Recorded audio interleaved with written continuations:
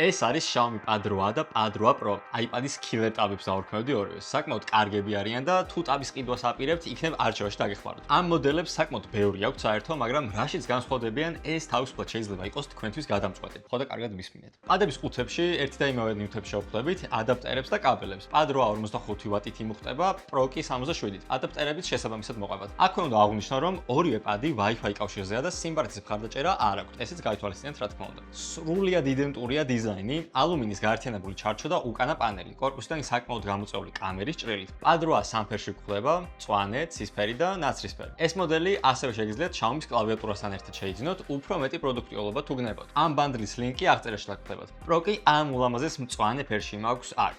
მე როგორც მწვანეს ფანი რა თქმა უნდა. ორივე წონა არის 485 გრამი. განსხვავებას ხვდებით ჩართვის გილაკზე. Pro-ს აქვს თითის ანაბეჭდის სკანერი. სტანდარტულ 8-ში ეს არ გვხვდება. ეს სკანერი არის ერთ-ერთი უსწრაფესი, რაც კი მინახავს. მართლა ძალიან სწრაფია და შოკში ვიყავი პირველ დროზე გამოვიყენე. ძალიან პატარა შეხებაც კი ხსნის ტაბს და მართლა ბრავოი.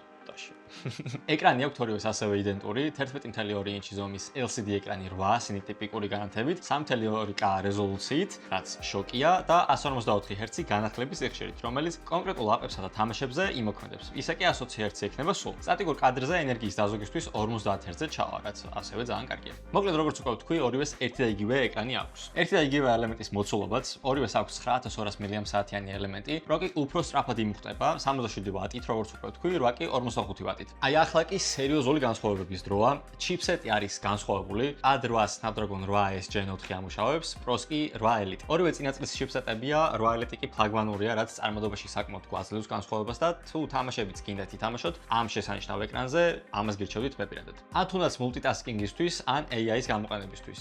ეს ცოტათი უკეთესი იქნება. აქვე დავამატებ, რომ არც ერთ ამ პადს არ აქვს ვიბრაცია, რაც გეიმინგისთვის არაა მაინც და მაინც კარგი ამბავი. კამერაშიც გვაქვს განსხვავება, არ ვიცი რამდენად იყენებთ პადის კამერას ზოგადად, მაგრამ მაინც გეტყვით. Pad 8-ის მთავარი კამერა 13, ხოლო selfie-ის კამერა 8 მეგაპიქსელიანია და ვიდეო გადაღება მთავარი კამერით 4K 30 FPS-ში შეუძლია, ხოლო Pro-ს მთავარი კამერა 50, selfie კი 32 მეგაპიქსელიანია და 4K 60 FPS-ში შეუძლია ვიდეოს გადაღება. Selfie-ის კამერა კი ultra-wide-ის ფუნქციასაც ითავსებს. დღის ბოლოს არ მგონი ამ კამერით იღებდეთ თქვენს ყოველდღიურობას, მაგისთვის ნებისმიერი სხვა smartphone-ი უკეთეს შედეგებს ადებს. მაგრამ ხო, კამერებიც გვაქვს აქ. ნუ მაქსიმუმ რა ვირას გადავიღოთ. დოკუმენტებს დაასკანეროთ დოკუმენტები, ან უბრალოდ გადავიღოთ ფოტოები. მაგრამ selfie-ის კამერას რო ultra-wide ეგაა ძალიან მაგარი, აი group photo თუ გინდათ, ძალიან მაგარია ეგ. ოკეი, ვისთვის არის ეს პადები? თუ პადს ეძებთ double pass-ში იმისთვის, რომ უყუროთ კინოებს, სერიალებს, სკროლოთ სოციალური ქსელები და ზოგადად კონტენტს უყუროთ, Xiaomi Pad 8 მშვენიერი ვარიანტი იქნება თქვენთვის თანაც ისე, რომ თქვენივე საჭიროებებიდან გამომდინარე ზედმეტს არ გადაიხდით. მაგრამ თუ პადისგან უფრო მეტი გინდათ, როგორიცაა თამაშებით დატვირთვა, მაშინ Xiaomi Pad 8 Pro